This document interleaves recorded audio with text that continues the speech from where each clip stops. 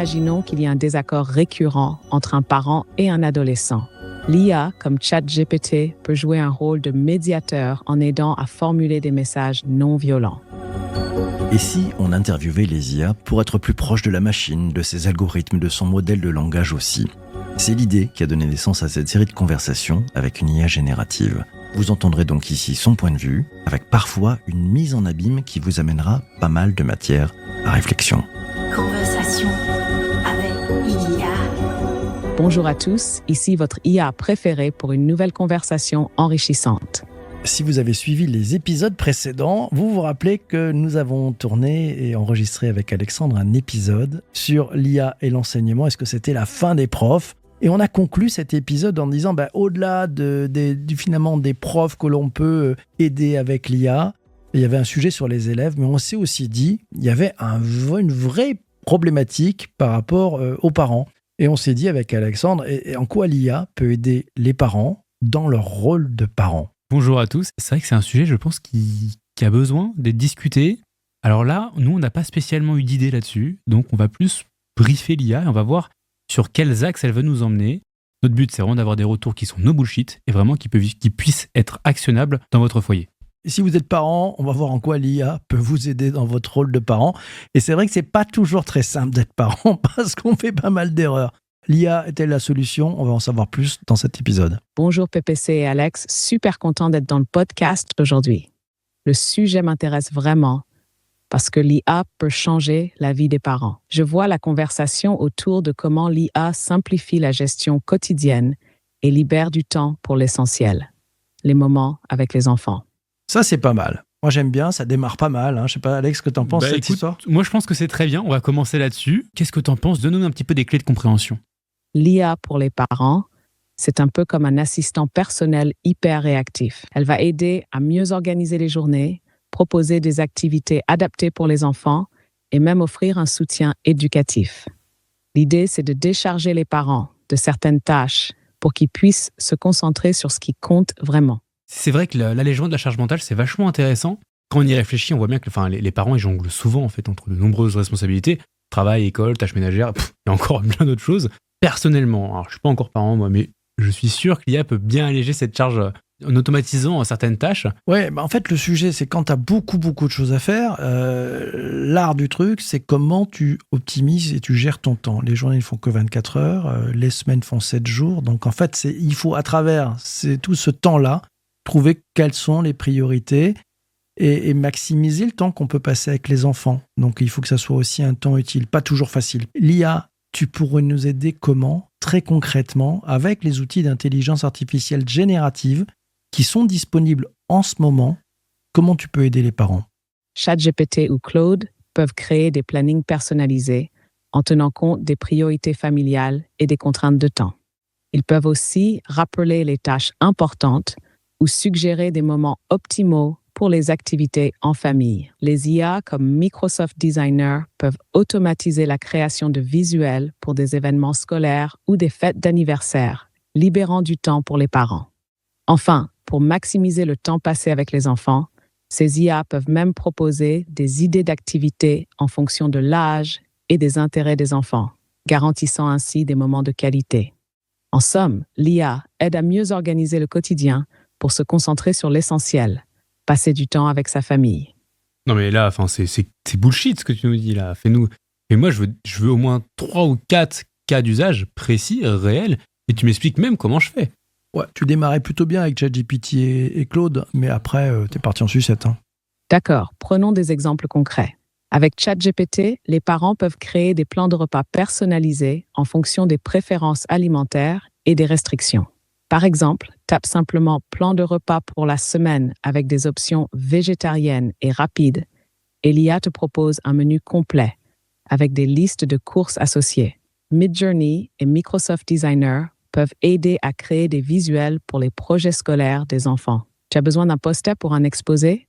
Demande à Midjourney de générer une image spécifique ou utilise Microsoft Designer pour faire une mise en page attractive en quelques minutes. Tu veux raconter une histoire à ton enfant avant de dormir?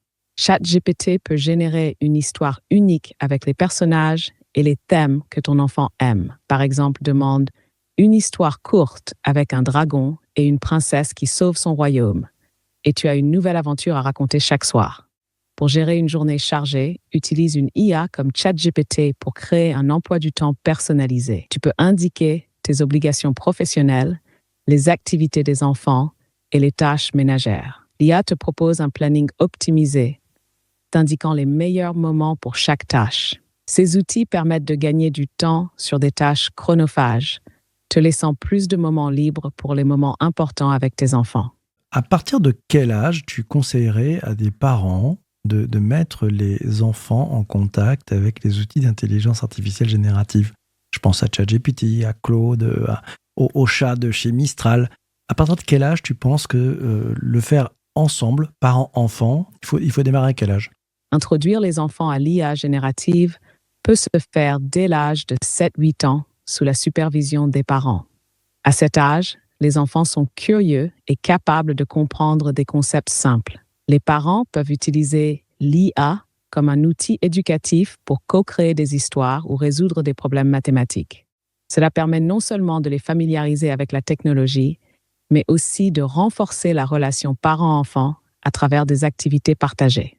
L'essentiel est de toujours accompagner l'enfant pour guider son utilisation et répondre à ses questions, tout en assurant une utilisation saine et sécurisée. Quand on y réfléchit, c'est vrai qu'en fait, on pourrait faire une espèce de petit GPT pour les enfants qui ont entre 7 et 8 ans. Un GPT qui est bien normé en fait et qui bloque un petit peu peut-être certaines questions qui ne sont pas posées ou certaines informations qui ne sont pas à transmettre aux enfants. Je trouve ça pas déconnant et puis c'est assez simple à faire. Et d'ailleurs, quand tu as parlé de pouvoir faire des histoires pour enfants, ça m'a directement fait tilter. Il y a une petite boîte sur Lille qui s'appelle Tolme.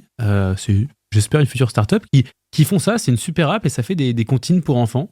J'y ai pensé direct. En vrai, c'est vrai que ça existe déjà et il y a sûrement un marché quand même. Peut-être pas important, mais un marché qui est présent. Bon, alors POC pour les amis de Talk.me. T'as écrit ça comment? T-A-L-E-M-E. T-A-L-E-M-E. C'est sympa. Bah, écoute, c'est bien. Moi, ça me fait penser à est-ce qu'on aura demain un ChatGPT Kids? Peut-être, je ne sais pas, ou un Midjourney Kids pour les enfants avec un peu de modération. Deuxième axe, Alexandre, on a démarré ce podcast avec un premier qui était effectivement l'optimisation du temps, la gestion du quotidien. Il y a peut-être un deuxième axe dont on aimerait parler. Peut-être que tu peux nous le présenter. Il y a un axe qui, moi, en tout cas, me touche un peu plus parce que c'est le sujet dans lequel j'étais plus jeune. Le soutien à l'éducation et en fait au développement des enfants, c'est super important. Et puis, le nombre d'enfants qui n'ont pas une éducation qui est pile poil par rapport à leur personnalité, c'était carrément mon cas quand j'étais plus jeune, il y a vraiment des très très gros enjeux, je trouve. Mais on peut un peu le voir comme l'accès à des ressources éducatives donc personnalisées. On connaît bien, il y a des systèmes éducatifs différents, il y a le système de l'État basique, il y a le système Montessori et d'autres systèmes. Et grosso modo, on est d'accord, chaque enfant a des besoins éducatifs uniques. Et sûrement, mais je pense c'est même sûr, que l'IA peut fournir des solutions adaptées à ses besoins. Il y a aussi l'encadrement pédagogique et suivi des progrès. Les parents peuvent vraiment avoir besoin d'un soutien pour suivre le progrès scolaire et de leurs enfants. Toi, l'IA, t'en penses quoi du coup de l'accès à des ressources éducatives personnalisées? L'IA a un potentiel énorme pour personnaliser l'éducation et répondre aux besoins uniques de chaque enfant. En utilisant des plateformes d'IA comme Khan Academy, qui intègrent des systèmes adaptatifs, chaque enfant peut avancer à son rythme en recevant des exercices adaptés à son niveau de compréhension. L'IA peut aussi identifier les domaines où un enfant a besoin de plus de soutien et proposer des ressources spécifiques pour renforcer ses compétences.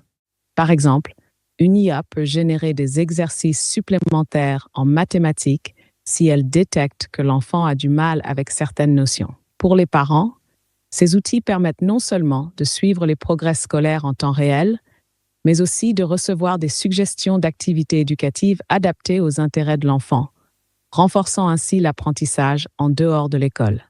L'encadrement devient plus interactif et mieux ciblé, ce qui peut réellement transformer l'expérience éducative. Imagine un futur où en plus des IA comme ChatGPT Kids ou Midjourney Kids pourraient accompagner les enfants dans leurs apprentissages, avec un contenu sécurisé et adapté à leur âge. Cela pourrait démocratiser l'accès à une éducation de qualité, quel que soit le milieu ou le système éducatif, en offrant un soutien personnalisé à chaque étape du développement. Alors j'aime bien quand tu rebondis sur mes idées, c'est plutôt sympa, ça flatte mon ego. Je vais te demander que très concrètement, des parents qui ont ChatGPT, qui ont un abonnement à ChatGPT, qu'est-ce qu'ils peuvent créer avec ChatGPT pour aider leurs enfants qui ont peut-être des besoins éducatifs différents des autres. Donne-moi 2 exemples. Avec un abonnement à ChatGPT, les parents peuvent créer des exercices personnalisés. Par exemple, s'ils remarquent que leur enfant a des difficultés en mathématiques, ils peuvent demander à ChatGPT de générer des problèmes de maths adaptés à son niveau et à son rythme. Créer des exercices de multiplication pour un enfant de 9 ans avec des explications détaillées des solutions est un prompt qui peut fournir une série d'exercices progressifs et explicatifs. Pour un enfant qui apprend mieux par les histoires, les parents peuvent utiliser ChatGPT pour créer des histoires interactives qui intègrent des leçons éducatives. Par exemple, créer une histoire où le héros apprend à résoudre des énigmes en utilisant les fractions permet d'enseigner des concepts mathématiques de manière ludique. Ces exemples montrent comment ChatGPT peut être un outil puissant pour adapter l'apprentissage aux besoins spécifiques de chaque enfant, tout en rendant le processus engageant et interactif. Depuis le début de ce podcast, on était sur des choses extrêmement rationnelles. Il y a un truc très important dont on n'a pas encore parlé, c'est l'émotionnel. Et c'est l'équilibre émotionnel des enfants. Et ça, globalement, c'est une grande priorité pour les parents. Comment l'IA peut aider les parents à repérer les signes de détresse ou de stress des enfants? Je te parle des IA génératives. Comment elles peuvent faire? Les IA génératives comme ChatGPT peuvent aider les parents à repérer les signes de détresse ou de stress chez leurs enfants de plusieurs manières. Par exemple, un parent peut discuter régulièrement avec ChatGPT en lui décrivant les comportements ou les changements d'humeur de leur enfant. L'IA peut alors identifier des motifs ou des indicateurs de stress basés sur ces descriptions et suggérer des actions concrètes, comme encourager la communication ou consulter un spécialiste. De plus, l'IA peut aider à créer des outils de suivi émotionnel, comme des journaux interactifs où l'enfant décrit ses émotions quotidiennement. ChatGPT peut ensuite analyser ces entrées et alerter les parents si des signes de détresse apparaissent. Cela permet de réagir rapidement et d'offrir le soutien nécessaire à l'enfant. Ces outils peuvent ainsi renforcer le lien parent-enfant en facilitant la compréhension et la gestion des émotions. Alors j'ai bien aimé ton dernier point, là, ce GPT où l'enfant va discuter avec l'IA et en fonction de ça, il va pouvoir en savoir plus sur ses émotions et surtout en plus les parents derrière pour mieux comprendre leurs enfants. Creuse un petit peu ce sujet-là, ça m'intrigue. Imaginons un ChatGPT Kids conçu spécifiquement pour aider les enfants à exprimer et comprendre leurs émotions. L'enfant pourrait interagir quotidiennement avec cette IA en répondant à des questions simples comme « Comment te sens-tu aujourd'hui ?» ou « Qu'est-ce qui t'a rendu heureux ou triste aujourd'hui ?» L'IA analyserait les réponses, détectant les tendances émotionnelles comme une tristesse récurrente ou un manque d'enthousiasme pour des activités qui d'habitude plaisent à l'enfant. Ce journal émotionnel pourrait être partagé avec les parents de manière synthétisée, en soulignant les points de vigilance ou en proposant des conseils pour aborder certains sujets avec l'enfant. Par exemple, l'IA pourrait suggérer des activités ou des conversations pour renforcer le bien-être émotionnel de l'enfant, comme propose-lui de parler de ce qui l'inquiète avant de dormir ou passer un moment ensemble autour d'une activité créative. Ce type d'outil ne remplace pas le dialogue direct, mais il peut servir de complément, offrant aux parents une fenêtre sur le monde intérieur de leur enfant, souvent difficile à cerner. En capturant ces moments d'échange, l'IA permet aux parents de mieux comprendre les besoins émotionnels de leur enfant, de réagir plus rapidement en cas de problème et de créer un environnement familial où les émotions sont reconnues et valorisées. Alors, c'est plutôt bien vu. Il y a des trucs qui m'ont choqué, Alexandre aussi, parce que pendant qu'on t'écoutait, tu as vu notre tête, hein, on était un peu bizarre. On racontera tout ça pendant la dernière phase du podcast, le fameux débrief que vous attendez tous. On va continuer encore avec quelques questions. Alexandre, tu avais un point à lui demander. Mais ouais, en fait, là, on parle de comment gérer ses émotions, mais peut-être qu'il y a quand même une petite étape avant qui serait vraiment en fait la communication intrafamiliale, en fait, le renforcement des liens familiaux, peut-être le sujet qui est avant de devoir faire analyser les émotions de son enfant par une IA. Moi, je trouve qu'une bonne communication entre les membres de la famille, c'est essentiel, hein, pour un foyer, comme on pourrait dire, harmonieux. Surtout, en fait, c'est un peu la médiation des conflits. Enfin, donne-moi des cas d'usage précis là-dessus, vraiment sur cette facilitation de la communication en famille pour vraiment comme de la médiation des conflits, quoi. L'IA peut jouer un rôle subtil mais efficace dans la facilitation de la communication intrafamiliale. Prenons 2 cas d'usage précis. Imaginons qu'il y a un désaccord récurrent entre un parent et un adolescent. L'IA, comme ChatGPT, peut jouer un rôle de médiateur en aidant à formuler des messages non violents. Par exemple, en guidant les parents dans la rédaction d'un message où ils expriment leurs sentiments sans jugement, ou en suggérant des phrases pour lancer une discussion constructive. Comment aborder une conversation avec mon ado sur le respect des règles sans créer de conflit est un exemple de prompt où l'IA peut fournir des conseils pratiques. L'IA peut suggérer des activités familiales adaptées aux intérêts de chaque membre, facilitant ainsi des moments de qualité ensemble. Par exemple, en répondant à un prompt comme « Quelles activités pouvons-nous faire ensemble ce week-end qui plairait à tout le monde ?» L'IA propose des idées variées, comme un jeu de société, une sortie nature ou un projet créatif, en tenant compte des préférences de chacun.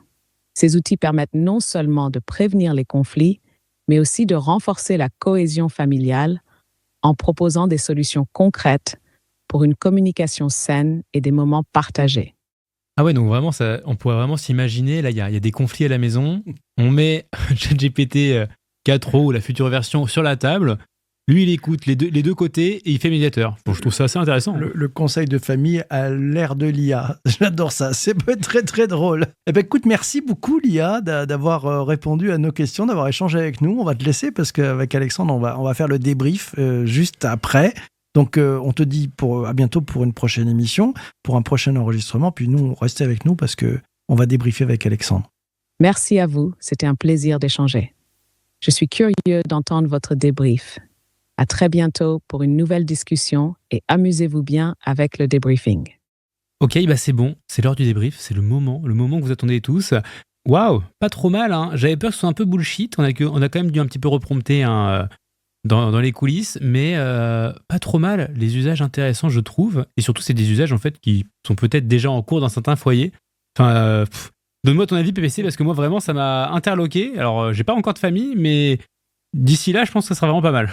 Moi, j'ai trouvé ça pas mal, en fait, quand on lui demandait qu'est-ce qu'on peut faire concrètement aujourd'hui avec les outils qu'on a en main. Elle nous a donné des cas d'usage hyper intéressants qu'on peut faire avec Claude, avec le chat de Mistral ou avec ChatGPT, sur des plannings, s'organiser, enlever de la charge mentale. J'ai bien aimé ce passage aussi où je l'ai un peu forcé à savoir à quel moment on pouvait mettre les enfants face à l'intelligence artificielle. Et c'est là qu'est venue l'idée de se dire, si on faisait un ChatGPT Kids ou un Midjourney Kids ou autre chose pour les kids, ça ouvre quand même pas mal d'autres trucs aussi, parce que mettre l'IA générative au milieu d'une table quand on veut faire un conseil de famille, moi ça me dit, elle est où la protection de la vie privée en fait, privacy by design là, et les données, ça se trouve où ça? C'est vrai que c'est un point intéressant, mais je trouve qu'il y a un point encore plus important, c'est qu'en fait là on est quand même en train de se dire qu'on va mettre donc déjà un device dans la main d'un enfant de 6-8 ans, enfin 7-8 ans comme on disait, mais est-ce qu'on va pas créer un petit peu les premiers enfants qui ont vraiment des amis virtuels? Parce que si tous les jours ils se confient à leurs IA comme sur les enfants qui écrivaient dans un bouquin leurs petits secrets, peut-être qu'on arrive sur quelque chose un petit peu compliqué. Ouais, alors moi je vois le truc arriver par les marketeurs, ils nous avaient fait le coup de la génération X, la génération Z, la génération Alpha, et puis on va avoir quoi? La Gen AI, c'est ça, la génération AI, c'est-à-dire que c'est ceux qui sont nés à l'ère de l'intelligence artificielle, biberonnés à l'IA depuis le début, parce qu'elle nous dit à partir de 7 ans, mais on connaît l'histoire, ça va être à partir de 5 ans, parce que les parents vont les mettre face à ces outils qui font des jolies images, qui peuvent faire des comptines. Bref, c'est les parents qui vont peut-être un peu démissionner en disant on est crevé, on n'arrive pas à gérer notre charge mentale, allez, plutôt que les mettre devant la télé, on les met devant ces IA, c'est super, elles s'en occupent, mais c'est en train, si on fait ça, moi je pense qu'on est en train d'aller vers une fusion entre l'homme et les IA.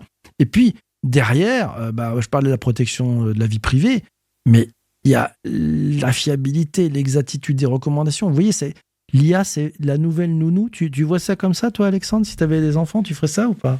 Écoute, je sais pas si je le ferais. Par contre, vraiment, je ne serais pas choqué si d'ici une quinzaine d'années, il y a des jeunes qui nous disent vraiment la phrase random un petit peu l'américaine, mais vraiment le « Listen to me, man, I'm a true AI native ».